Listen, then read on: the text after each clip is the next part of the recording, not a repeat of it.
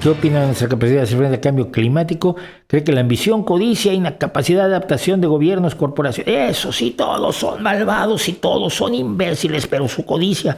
Esto es el discurso de Roger Waters. Ayer vi un discurso de Roger Waters.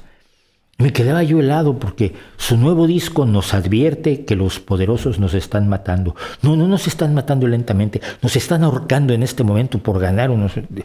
Mira, si hay gente muy estúpida que por ganar dinero puede cometer atrocidades, pero la mayoría no son tan tontos, quieren seguir ganando dinero después.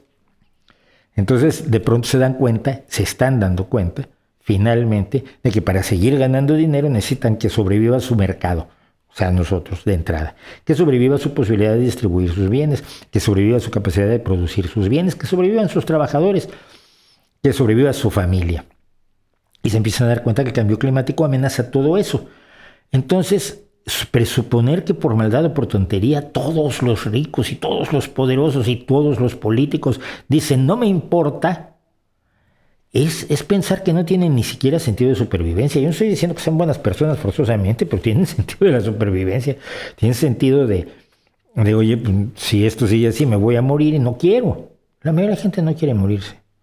Entonces, nuestra capacidad de hacer frente al cambio climático lo que tiene que vencer son las inercias de quienes creen esto, de quienes tienen estas ideas de que solo con las manifestaciones y solo con la conciencia y solo con el buen deseo y las buenas intenciones se puede controlar el cambio climático. Necesitamos tecnología, necesitamos invertir en ciencia, necesitamos que se caiga ya la historia antinuclear y que podamos usar la energía nuclear como puente para cuando tengamos las energías renovables verdes y con rico olor a pino que todos queremos, pero en lo que conseguimos esas energías que no existen todavía, por más que Greta Thunberg crea que existen, ha dicho que existen, no existen. Necesitamos invertir, Bill Gates está invirtiendo, hay gobiernos que están invirtiendo, hay universidades que están invirtiendo, hay instituciones que están invirtiendo, Estados Unidos ahora bajo una dirección diferente.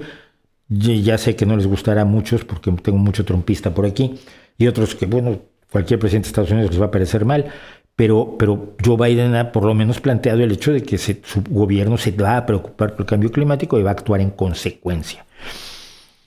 Tenemos esfuerzos que se están realizando y quienes se ponen enfrente son aquellos que dicen, bueno, sí, pero yo quiero que todo esto se resuelva, pero sin energía nuclear. Pero yo quiero que se resuelva los problemas del agro, pero sin biotecnología. Y yo quiero que todo sea como en el siglo XVII, pero resolviendo los problemas del siglo XXI.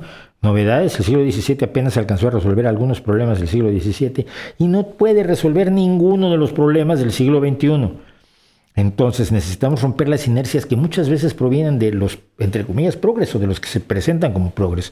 Pero creo que podremos hacerlo, creo que podremos controlar el cambio climático. Y creo que también aprenderemos a vivir con la parte que no podamos controlar. Tenemos que adaptarnos a ella.